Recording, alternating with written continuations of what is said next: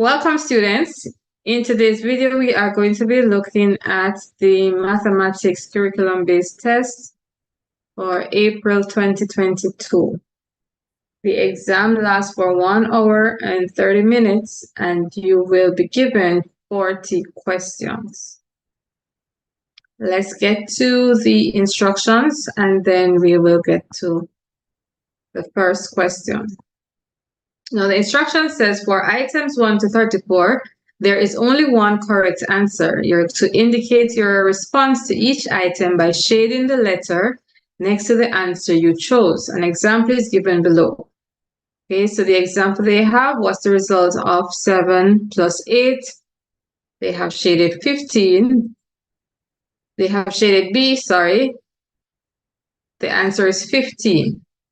B is shaded because it is the only correct answer. So for each question from 1 to 34, there's only one correct answer. Question 1. Which name correctly represents the number 524? The answer for that is B.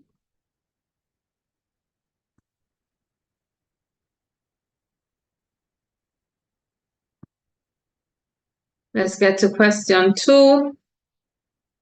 Question 2 says that you're to examine the Venn diagram below, use it to answer item 2. So we have 2 classes, art, music, and some students and their preferences. So it says which student likes both art and music, and of course it would be this person right here. Okay, this shows that they like art, but they also like music. Okay, so they like music, so they're included in the music class, but they also like art, so they're also included in the art class. So the answer is B, J. Question 3. 5 numbers are shown in the box below. The value of the digit 2 is less than 1,000 in each of the numbers in the box. Examine the numbers carefully, then answer item 3. Okay, so we have 5 numbers there. We look at the numbers, we will see that the number 2 is in bold, and so that would indicate where it is. And as they said, each of those digits, the digit 2 in each of those numbers, the value is less than 1,000. Okay, so if we look at the first one, this is in the 100th place. This is in the 10th place. Tens again, 10th place again, and this is in the ones place, okay, based on the place value chart. So which of the following is the value of the digit 2 also less than 1,000? So in this number, we look at it, this is ones, tens, hundreds, okay? So this number, we already see that this number, the digit 2 is less than 1,000. Let's look at the others just to be sure. Okay, so this is, so far we know that this 2 is also less than 1,000, right? It's in the 100th place. So this is ones, tens, hundreds. This is in the 1,000 place. So this would be more than 1,000. Let's look at this one. Ones, tens, hundreds, thousands, 10,000. So again, this is also more than 1,000. Ones, tens, hundreds, thousands, 10,000s, hundreds, thousands. So this is also more than 1,000. So the correct answer is A. Let's get to question 4. In the number 81,509, the digit 8 is in the 10th place, 100th place, 1,000th place, or 10,000th place. So let's look at the digit 8. Okay, so again, if we do using our place value chart, ones, tens, hundreds, thousands, this is in the 10,000 place. Okay, so the answer for number 4 is D. Question 5. A student made the following statement. Use it to answer item 5. When multiplying a number by 10, simply put 0 at the end of the number. For example, 42 times 10 equals 420. For which number will this strategy work? Okay, so the first three options, A, B, and C, those are numbers with decimals. Okay, so that strategy will not work because, of course, when you're multiplying, you'd have to start with where the decimal point is. Okay, if you're doing the shortcut. Now, this strategy would only work for D. Okay, you simply add 0 to 7 if you multiply it by 10 to give you 70. Question 6. Which statement is an example of an infinite set? Okay, so when we talk about infinite, meaning it goes on and on and on without end. Okay, so which number or which set would be an infinite set? Is it the set of numbers greater than 10, the set of letters in the alphabet, the set of grains of rice in a cup, the set of cars in a parking lot? Okay, so which of these would be countable and which of these we cannot necessarily count? So we can count the set of cars in a parking lot. We can also count the set of grains of rice in a cup. That's measurable, that's countable. We can also count, of course, this set of letters in the alphabet. Now, the set of numbers greater than 10, that would go on indefinitely. So that's an infinite set. So the answer is A. Let's get to number 7. Which of the following ratios is equivalent to 2 to 3? Okay, so pretty much 2 to 3 would be the ratio in its simplest term. So to find out which of these ratios is equivalent, we would have to break down these to see if they would also give us this. If we should break down the first option, 5 to 10, to its lowest term, we would divide both sides, of course, by pretty much a common factor. So the common factor of 5 and 10 would be 5. So if we divide 5 by 5, we get 1. If we divide 10 by 5, we would get 2. So that is not an equivalent ratio to 2 to 3. Let's try the second one. Of course, again, the common factor is 5. So if we should break this down, then 5 divided by 5 is 1. And then 15 divided by 5 is 3. Of course, that is not correct either. So let's try 10 to 50. Common factor again is 5. So 10 divided by 5, that gives us 2. 15 divided by 5, that's 3. So there you have it. This would be the answer, but let's do this the fourth just to be sure. Okay, so again, the common factor is 5. So when we divide 10 by 5, we get 2.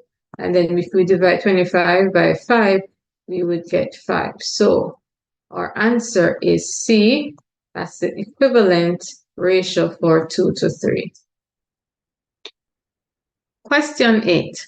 Which problem can be solved by adding half and 1/3? Okay, let's look at option A. Jake puts half of his pencils into an empty bag. He then puts another 1/3 of his pencils into the same bag. What fraction of his pencils are now in the bag? So, of course, we have to combine the half of his pencils that he first put in the bag and then the 1/3 to see how much of his pencil, what fraction of his pencils are now in the bag. So this problem can be solved using by adding a half and a third. So the answer is A. But let's look quickly. I won't go through the calculations, but let's look at the other options. Jake puts half of his pencils into his desk. He then gives 1/3 of the pencils in his desk to Lacey. What fraction of Jake's pencils did Lacey receive? So this is a subtraction. Option B would be subtraction because the half that he put in his desk is going to subtract 1/3 of that. So that's a subtraction. C says Jake gives half of his pencils to Bill and some of his pencils to Kimmy. What fraction of his pencils did he give to Kimmy if he now has 1/3 remaining? Okay, so of course that also would not give us, would not, this question could also not be solved by adding a half and 1/3. Let's look at question D, sorry, option D.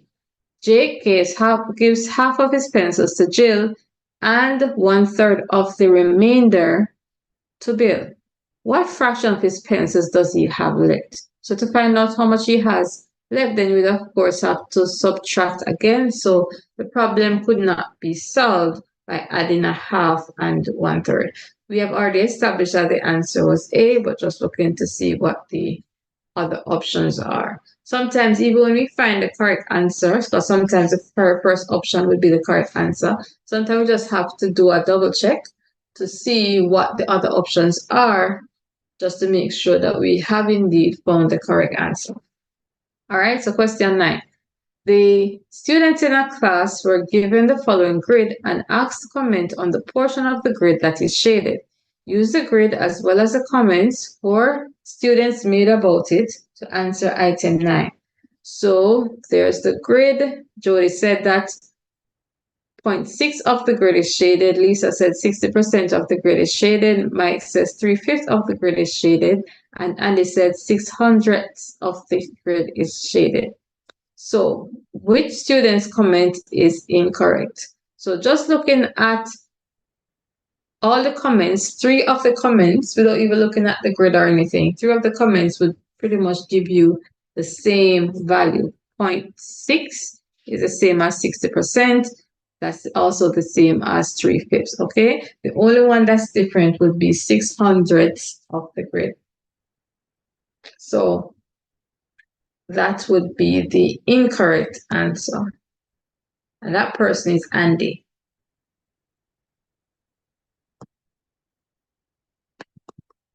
All right, the diagram below represents the number 200. Use it to answer item 10.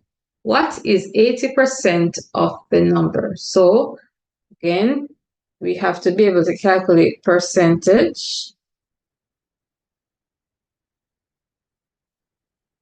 So let's calculate what is 80%. Okay, so the number is 200, so 80%. Again, 80% is 80 out of 100. So it's 80% of 200. So this goes over here. If we break this down, we are left with 80 times 2, that's 160. So the answer would be C, 160. Oops, I almost wrote the wrong thing. So the answer would be C, 160. Question 11. The table below shows the number of boys and girls in grade 2 to 5 at Rose Mountain Primary School. Use it to answer item 11. So grade 2, there are 24 boys, 16 girls. Grade 3, there are 15 boys, 25 girls. Grade 4, 12 boys, 15 girls. And grade 5, 16 boys and 15 girls. In which grade is the ratio of boys to girls 4 to 5? Okay, so again, we're going to be looking at a number where when we break down to its lowest term, it would give us 4 to 5. All right, so 4 to 5, the ratio of boys to girls. So what we're looking for would be not a ratio where boys are more than girls, okay? It would have to be a ratio where boys are less than girls, because 4 to 5 means for every 4 boys, there are 5 girls. So we could easily eliminate this ratio, because here the boys are more than the girls, and also here the boys are more than the girls. So of the 2 options, it would either be this one, grade 3, or grade 4. So let's test, okay? So what we have to do is to make sure that we reduce each to its lowest. So we have 12 to 15, and we have 15 to 25. So we find a common factor of both. Common factor for this would be 3. So 3 into 12 goes 4. And 3 into 15 goes 5. Okay, I think we found our answer, but let's go again.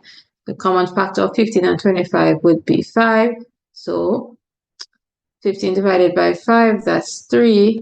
And 25 divided by 5, that's 5. So our answer would be 12 to 5. That's grade 4. The answer is C.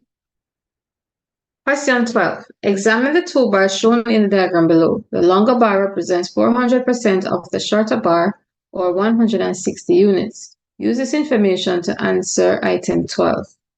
Question 12 says, which statement is true about the length of the shorter bar? The length of the shorter bar is 16 units because 160 divided by 10 is 16. Is it 40 units because 160 divided by 4 equals 40?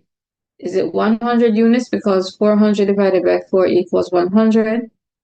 Or D, is it 4 units because 400 divided by 100 equals 4?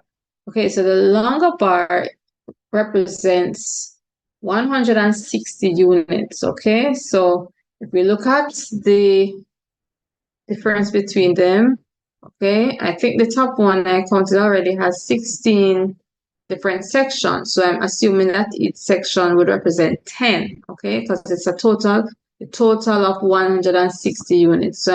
So each square would represent 10. Okay, so it's 160. And here, since each would represent 10, this would be 10, 20, 30, 40. So this would be 40. Okay, but which operation could we use based on the options here that would give us the correct answer? And it would be 160, okay, because from here to here represents a quarter of the bars. Here's another quarter, here's another quarter, and here's another quarter. So if we divide this top section into 4 parts, we would get the value of the shorter bar, which is 40. So the answer is B. We divide 160 into 4. And when we say 400%, means 4 times the shorter bar. So we could go right ahead and divide by 4, since 400% of a number would mean it's 4 times that number. Question 13. The students in 6G were asked to name the sport they played. The data collected is shown in the Venn diagram below. Use it to answer item 13. So cricket, we have 8. Then we have a question mark in the middle that shows the intersection. The students who like both cricket and football, that's unknown. And then we have 20 who like football only. And then we have another 10 outside of the set circles. All right, so what information could be used to determine how many students played both cricket and football? Would it be the number of students who play football only? Would it be the number of students who play cricket? Would it be the number of students who play football only or cricket only? Or would it be D, the number of students who do not play football or cricket? What information could we use to determine how many students play both cricket and football?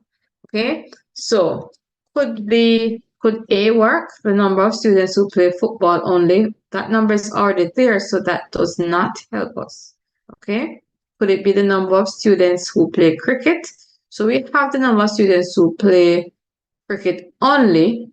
We do not have the number of students who play both cricket and football.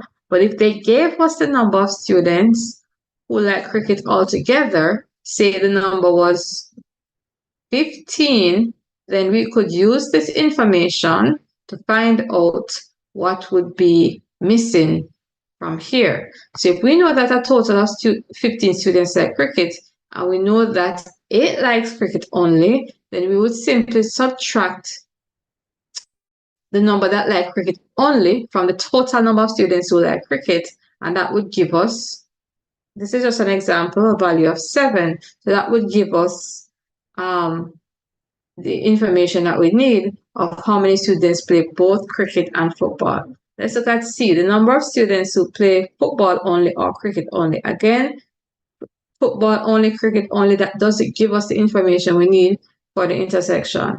D, the number of students who do not play football or cricket, that's there, that does not help us. So the only thing that could help us is to know the total number of students who play cricket so that we could subtract the number that play cricket only to find out how many students like both. So the answer would be B.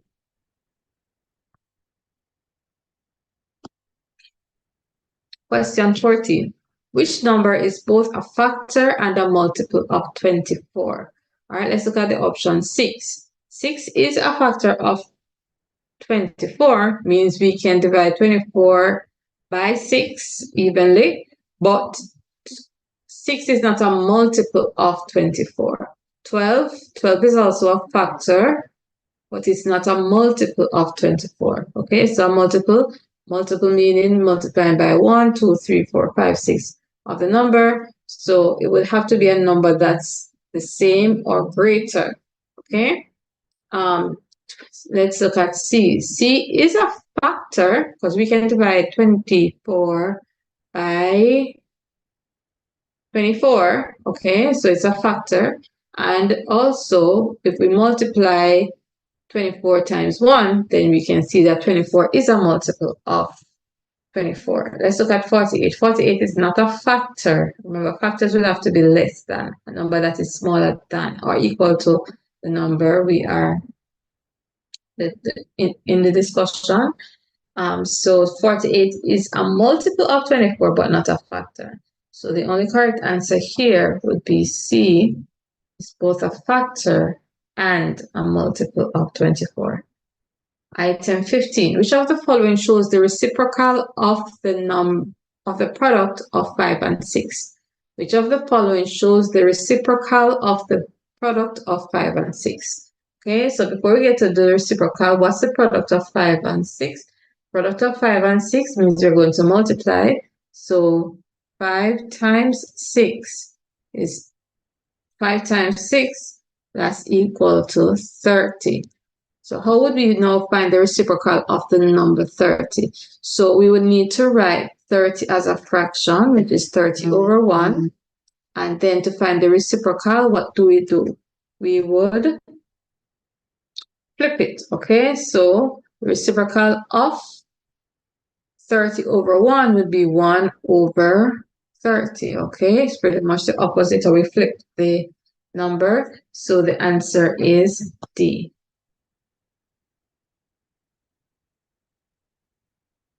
Next question, question 16.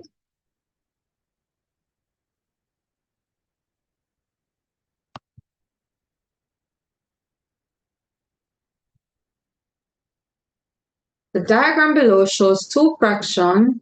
The diagrams below show two fractions, 2/9 and 5/9. Use them to answer item 16. Okay, so we have a fraction there, it shows 2 out of 9 part shaded, and then the other one shows 5 out of 9 part shaded.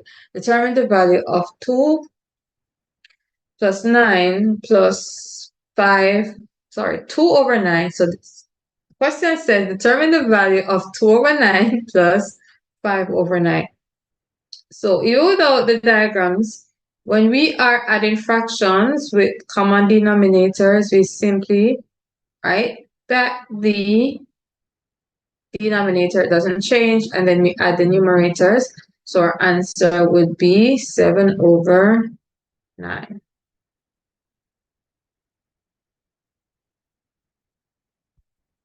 The diagram below shows 8 donuts in a box.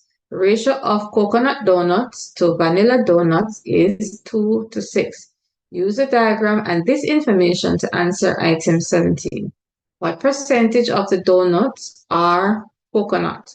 So again, the ratio, they said, is 2 to 6. So if we look, there are 2 coconut donuts, okay, out, and there are 6 vanilla donuts, okay? So what percentage of the donuts are coconuts? So we know that there are 2 coconut donuts out of a total 8, okay? Not a total of 6, was a total 8. This ratio here, 2 to 6, there would be 8 in all, okay? 2 plus 6, right? So for every 2, there's 6, so there's a total of 6. So when we count how many donuts altogether, there are 8 donuts. So the percentage of donuts that are coconuts would be 2 over 8 percentage. We multiply that by 100.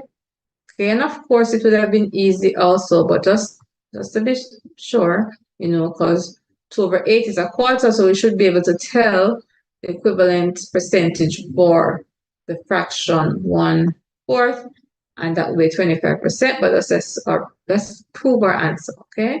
So 2 into 8 goes 4 times, 2 into 2 goes 1 time, 4 into 4, that's 1, and 4 into 100, that's 25. So the percentage of donuts that are coconut would be C, 25%.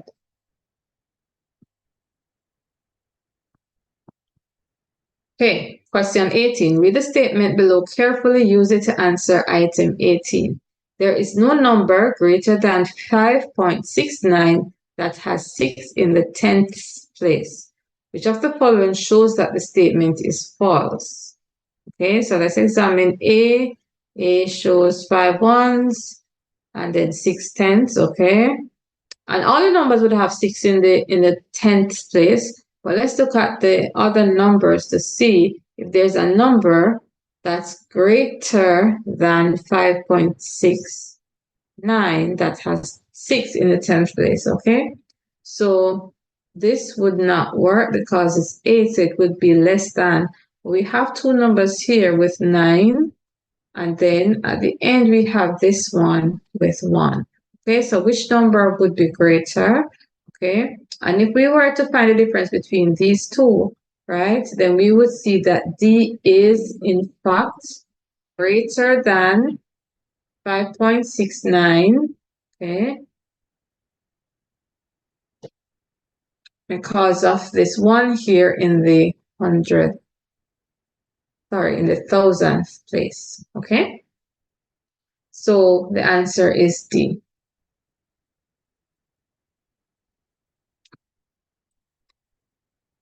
Question 19.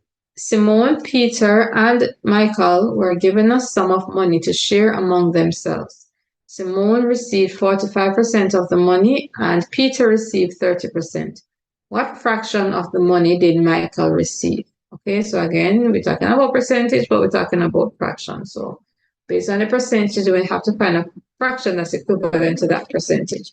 So they were given a sum of money, so Simon got 45% of the money. That's Simon. And then Peter got 30%. So that's a total of 75%. Okay, so if we subtract 75% from 100%, then we would see that Michael got 25%. Okay, so what fraction is the same as 25%? And that would be a quarter. Okay, so 25 out of 100, 25 into 25 goes 1, 25 into 100, that's a quarter. Question 20. Which number is a prime factor of 50? Okay, so of course you would have to know what the prime factors of 50 are. So we have the number 50. Okay, what two numbers could be used to divide it? 2 and 25. Okay, and then 25 would be 5 times 5. So which number here would represent? So we're looking at 2 times 5 times 5, okay? These are the prime factors of 50. And so the only number that's an option here would be 2. 2 is the prime factor. And of course, it's not a prime number. 10 is not a prime number. And 25 is not a prime number. So the only possible answer anyways would have been 2. All right, let's make this a little bit smaller. And perhaps smaller. Okay. So which pair of diagrams represents equivalent ratios? Okay. So again, we want to see what ratios, when we break them down in their simplest term, what fractions are equivalent. Okay. What diagrams, what pair of diagrams, sorry, are equivalent. So is it 416 and 8 to 24? So let's break these down. As I said, we use the common factor of both. So for 416, that would be, we divide both sides by 4, we would get 1, 2, 4. And if we divide, use the lowest, if we find the common factor of 8 and 24, that's 8. So it would be 1, 2, 3. All right, 6 to 18, again, the common factor is 6. So that's 1, 2, 3. We're dividing both sides by 6. And 3 and 15, the common factor there is 3. So we're dividing both sides by, we're dividing both sides by 3. So that would give us 1, 2, 5. So, for 3, again, that's the same thing, 1 to 5.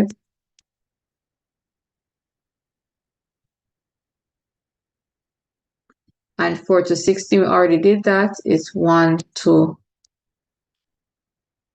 4.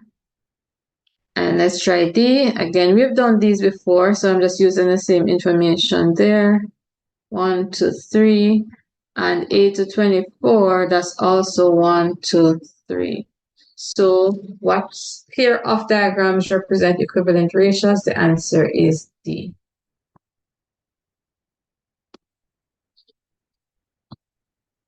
Okay, the scaled drawing of a floor plan is shown below.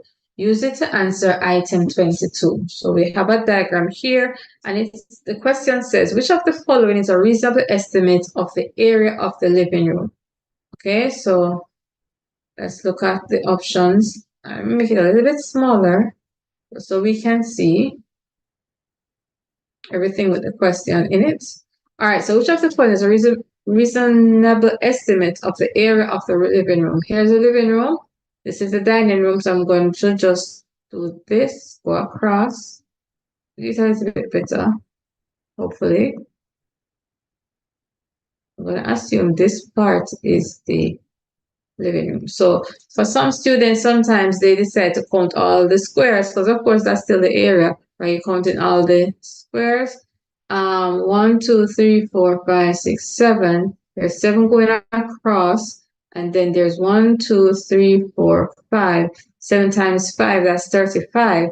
Okay, so which number there comes closest to the target? That's 40. And of course, based on the fact that down here we also have some portions that would have to be included in the calculation, which would make it more than 35 that we had suggested. So 40 would be the closest, okay, estimate of the area. Remember, area is length times width. So if we say 1, 2, 3, 4, 5, using the whole numbers, and then up here would be 7. 5 times 7 is 35. But like I said, there are still some others here that we could count and to be included in the calculation. So closest estimate would be 40 meters square, and that's the answer for 22. All right, so make this bigger again. All right, so the paper allows us to do it bigger, then I'll do that. All right, so it says the rectangle below has length 100 meters and width 50 meters. Use it to answer item 23. Item 23 says, what is the perimeter of the rectangle? Okay, so perimeter means the distance around, or length plus width, times 2. So we could do 100 plus 50, so length plus the width, times 2, and that's 150 times 2, that's 300. Or we could have chosen to add all if you forgot the formula. So 50 and 50 is 100, and then the 200, so that's also 300. The answer is B.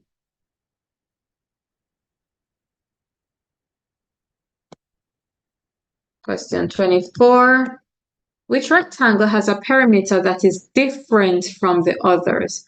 Which rectangle has a perimeter that is different from the others? Okay, so there are no measurements here, so we're going to have to do our own. So I'm pretty much going to be using the squares as they have it. So the length of this would be 4, the width is 2, and then for this one, 1, 2, 3, 4, 5. So the length is 5. And the width is 2. And for this one, 3. And this is a square, so this is also 3. And then 1, 2, 3, 4, 5, 6. So this length is 6. The width is 2. So what we need to do now is to find the perimeter of each to see what. All right, so remember we just did perimeter, length plus width times 2. So I'm sorry, this one is not 2. What was I thinking? This one is 1. Okay, this side is 1. My mistake. All right, so this is 1.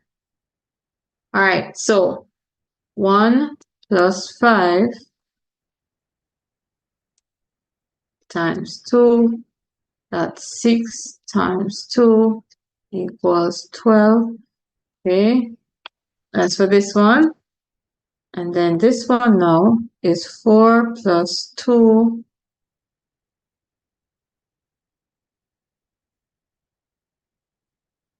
times 2. That's 6 times 2.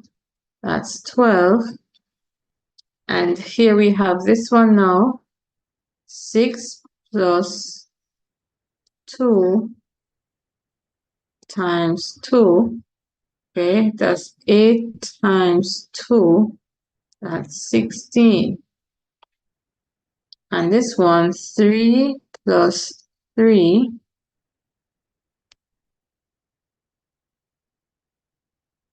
times 2. That's 6 times 2. That's 12. So the only one that's different would be 1. So the answer is A. It has a perimeter of 16, whereas the others were all 12. Question 25. 25. Which object is a good example of a pyramid? And that, of course, is the tent. So we just go quickly through this one and move on. That's the answer. 25 is C. All right. So sometimes, guys, we don't want to waste time on questions that it's obvious what the answer is. We want to make sure that we save that time to use for questions that might be a little bit more challenging or has, a lot more steps to it. All right. So Marva saw the solid below. She's convinced that it is a cube. Use it to answer item 26. Item 26, question 26 says, which statement about cubes could you use to convince her that it is not? Okay. So what do we know about cubes? Okay. And let's look at the options here. All the edges are the same length. Well, they all do. It all says 3 centimeters. All right. Each face is a square. Okay. So are the faces shown here squares? It has 8 vertices. And of course, you have to know what the vertices, these are the points at which they meet. And opposite faces are parallel. And of course, that's true. So the only thing here that would make it not be a cube would be the fact that each face of a cube has to be a square, and these are not squares, okay? This is a rhombus. So this would not be a cube because the faces are not squares. All right, question 27. The figure below represents 4 white cubes that Anna glued together. She then painted the entire figure blue. Use this information to answer item 27. How many faces of the 4 cubes were painted blue? And if you notice the question up above, these are squares, so these are cubes, okay? That's what we saw previously was those were not cubes, those were not squares. All right, so how many faces of the 4 cubes were painted? So if she had painted them before she glued them together, then of course you would have arrived at a different answer. But since she glued them together and then painted, right? It says she then painted. So we're going to be counting all the parts that we see. Okay, so we have 4 at the top. Okay, this 4 at the top here. This 4 that we're seeing. There's another 4 at the bottom. And then there's another 4 on this side. Okay. So 4, 4, 4, 4, that's 4 times 4, that's 16. And then we have this side here, and then we have the other space over here. And so that's another 2. So that gives us a total of 18. Okay, so the answer for 27 is C.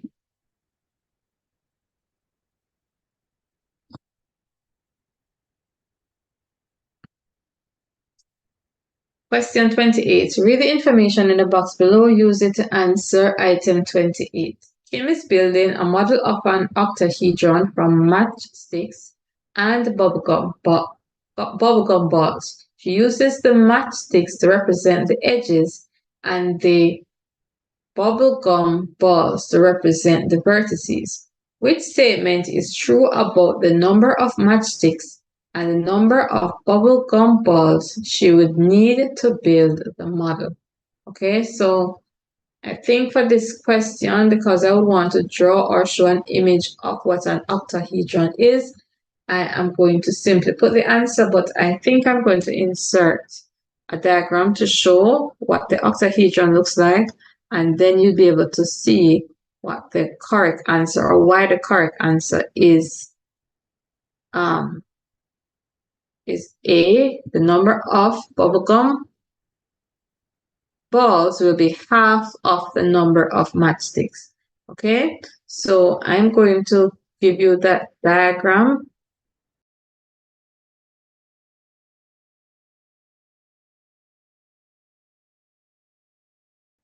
All right, so question 29. Read the conversation below. Use it to answer item 29. Make it smaller. Tony, if the length of the sides of a quadrilateral are whole numbers, then the perimeter of the quadrilateral is always an even number because it has 4 sides. Marcus, I disagree. Let me show you with one example. Which quadrilateral would Marcus use to prove his claim? Okay, so which of these could he use to prove his claim? Of course, it would have to be C. All the sides for C are different lengths, so it doesn't necessarily mean that the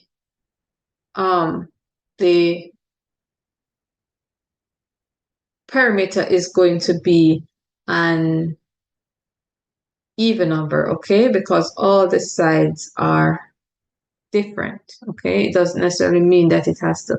But the other shapes, because you will have both, at least 2 sides being the same measurement, then when it's doubled, it would give you an even number. So the others would be true. Question 30.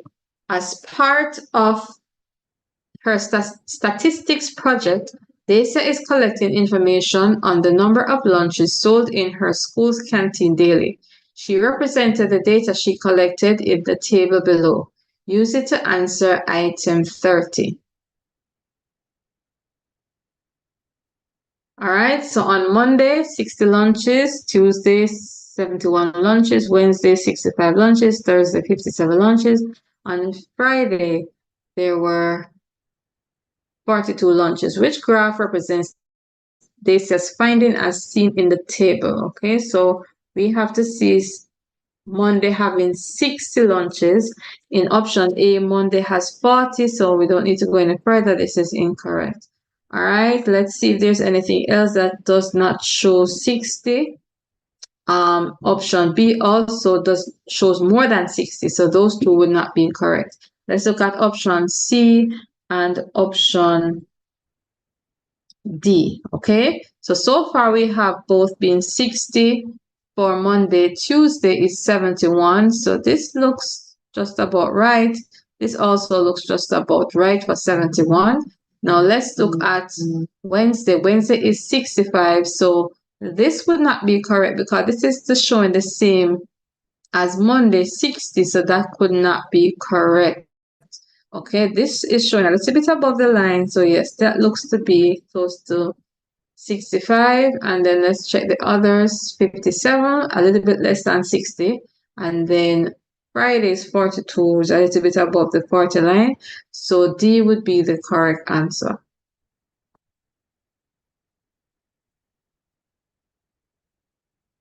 (31) A teacher conducted a survey to find out whether students like to do homework or not. The table below shows the information the teacher collected. Use it to answer item 31. Okay, so we see the survey. Question says, which chart or graph would be most appropriate to represent this information? Would it be a single bar graph? Would it be a double bar graph, pie chart, or a line graph? So based on the fact that she's trying to get responses from both male and female, okay, a yes or no, then the double bar graph would be most suited because we could have this being yes, this being no, okay, and this could represent the male, and this could represent the female, okay, their response to the question. And then this could represent the male who answered yes or no, and this would represent the female.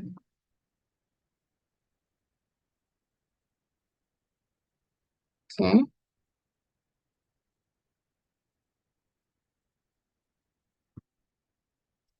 All right, and of course over here would be the number. Okay, so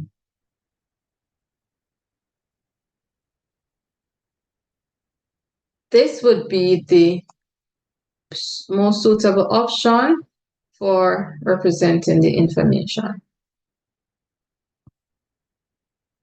Okay, item 32. The stem and leaf plot below shows the number of bananas sold by a school stock shop over a 3-week period. Use this information to answer item 32. Okay, so they have a key that shows you what this means. So here would be 31. That's what they're showing you, that this represents 31. All right, so the shaded area shows that 51 bananas were sold on 3 days. How many days were 79 bananas sold? So we have one set here and then another set here. So we have bananas being sold, 79 bananas being sold on 2 separate days. So the answer for 32 would be D.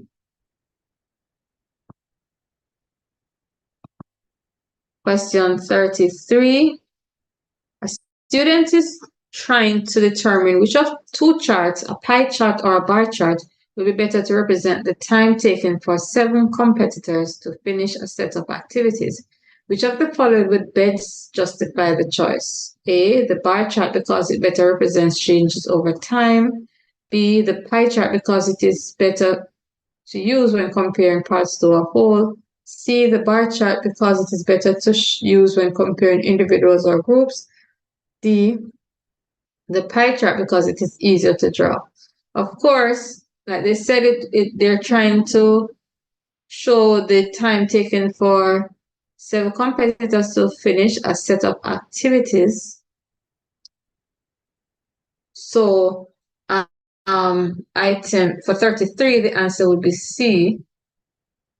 Okay, it's a bar chart because it's best used when comparing individuals or groups. So there are 7 different people. So of course, it's better to use the bar chart for that.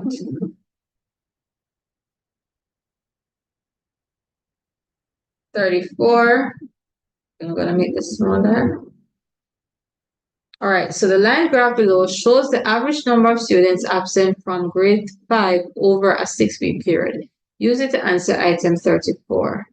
On which day of the week are all grade 5 students most likely to be at school? All right, so remember this line graph is showing the number of absentees, okay? The number of absentees. So we're going to be looking to see which one would show the lowest or the least, okay? Because it's asking on which day of the week or are all grade 5 students most likely to be at school. So that would show the option with the least absenteeism, okay? So the lowest absenteeism would be Wednesday. So on that day, most likely all grade 5 students would be at school. So that option is option B.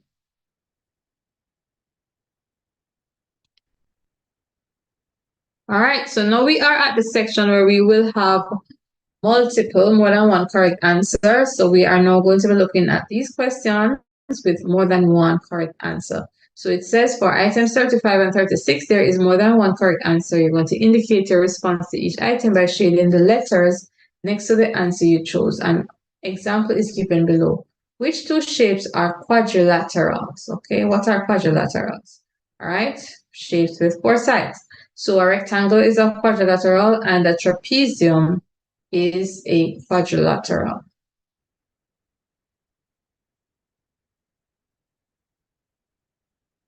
So A and C are shaded because they are both correct. All right, so item 35 says, the result from a survey showed that there were 1,250 trees in a particular area. 42% of the trees were coconut trees, 28% were almond trees, and the rest were mango trees. Which two of the following statements are true? Okay, there are more mango trees than... Okay, so before we can go into answer, let's see, it says 42% of the trees were coconut, 28%. So that's a total of, let's see, 42 and 28. Why my numbers look like that? And 28. Okay, this is coconut and this is almond. So that's a total of 0. 70%. So 70% of the trees were both almond and coconut. So again, if we subtract, we're left with 30% for mangoes. Okay, we can compare using that. So there are more mango trees than coconut and almond trees combined. No, that's not correct because they're 30%. So there are not more mango trees than those two combined. So combined, they are 70%. So that would be incorrect. There are 875 coconut and almond trees combined. Of course, we did not work that out as yet. We only looked at the percentage. So we're going to have to do that. There are 350 mango trees. Okay, so this has to do with numbers. So we're going to have to work out what the percentages are to see if, okay, so let's do the 30%. That's the mangoes, 30%. All right, this is how we do percentage times, what's the number? The total number is 1,250, okay? This 0 cancels this one cancels this. So 3 times 125, 3 5s, 15. Okay, doing it sideways. Hope you guys can figure out what I'm doing. 3 times 2 is 6 plus 1, that's 7. And 3 times 1 is 3. So there are 375 mango trees. Okay, so C would be incorrect because it's not 350. All right. So let's see now if there are 375. That's correct so far, but let's do a calculation. So there was 250 in all, and then there was 375. Let's do a subtraction and see what happens. Okay, so that's 5, and this would have been 7. Okay, 8. All right, so combined there's 875. So D is also not correct. So remember, guys, that there are two correct answers in this section. So yes, there is 875 combined, and there are 375 mango trees. So again, there are two correct answers, B and E. Okay, not one correct answer, guys, two correct answers we're looking for. All right, option 3. What two number lines show multiples of 12? All right, so multiples of 12, 12 times 1 is 12, 12 times 2 is 24, 36, 48, and so on. All right, so is this showing multiples of 12? No, this probably would be showing factors of 12. So this is not correct. Okay, not correct. Let's look at this one. Again, these are not showing multiples. These are showing factors. Okay. Let's go down to the others and see what's going on here. All right, so 60, 72, 84, 96, those are all multiples of 12. So C is correct. And I think since we know that we have more than one answer being correct, let's look at this one. Is this also a multiple of 12? No, it's not.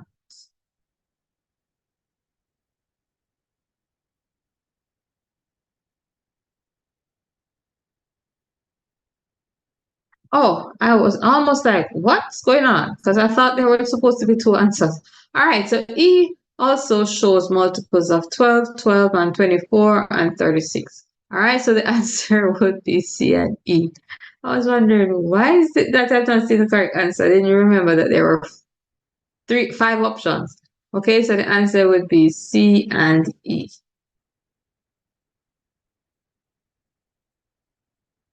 All right, for items 37, 38, and 39, indicate your response by shading the correct letter in each row of the table given. Only one letter is to be shaded in each row. One example is given below.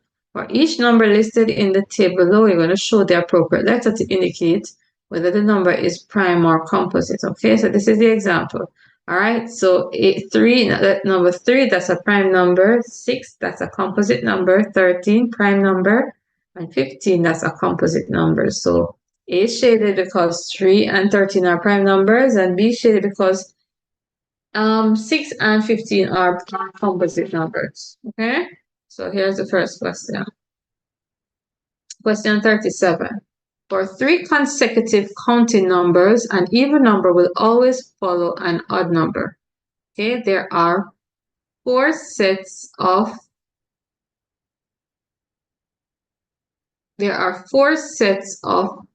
numbers listed in column 1 of the table below. For each set of numbers given, shade the appropriate letter in each row to indicate whether the set of numbers is a good example or a poor example of Anthony's statement. All right, so let's look what they said. For 3 consecutive counted numbers, 5, 10, 15, those are, I wouldn't consider those consecutive counting numbers, so I would say that's a poor example. Okay. 45, 46, 47, yes. So you always have an even number following an odd number, so that is a good example. 2, 3, 5, those are not consecutive counting numbers, so that is a poor example. And 100, 101, 102, those are counting numbers, consecutive counting numbers, so that would be a good example. So those are the answers, B, A, B, and A. For question 38, for each number given in column 2 of the table below, shade the appropriate letter in each row to indicate whether it is a factor, a multiple, or neither a factor or multiple of the number in column 1. Okay, so in column 1, the number is 18. So they're asking us now if, so for each number given in column 2, Okay, you want to know if it is a factor, multiple, or neither a factor or multiple of the number. So is 18 a factor of 48? Is it a multiple of 48? Is it neither a multiple or a factor of 48? And for 48, okay, so remember factor is a number that we can evenly divide into this number without leaving a remainder, and that's not. It doesn't, 18 is not a factor. It's not a multiple either because it's actually less than 48. So it's neither a factor or a multiple. All right. 9. Is 9 a factor? Yes, it is a factor. Okay, we can divide 9 into 18. It goes 2 times. All right. 40. Is 40 a factor? No. The factor has to be equal to or less than the number. So it's not a factor, but it is a multiple of 20. 20 times 2, that's 40.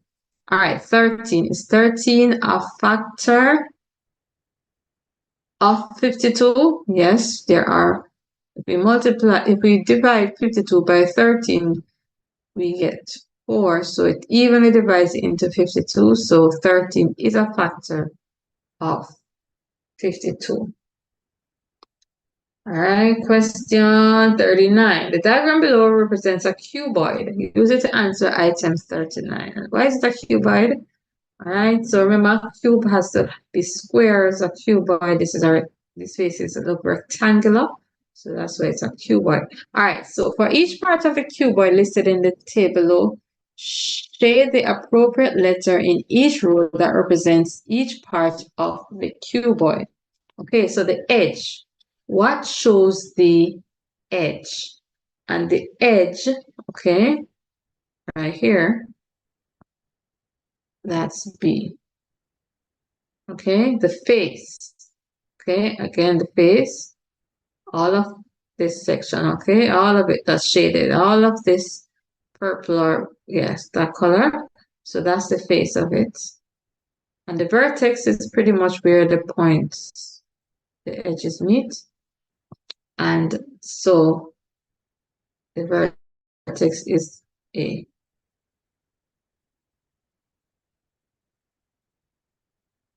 My mistake again, students. The face is not A, the face would be C. Okay? The face is C. So I did shade all around it, but then I ended up writing the shading in an incorrect place. So the edge, B, the face, that's C, and the vertex, that's A. And then now on to the final question.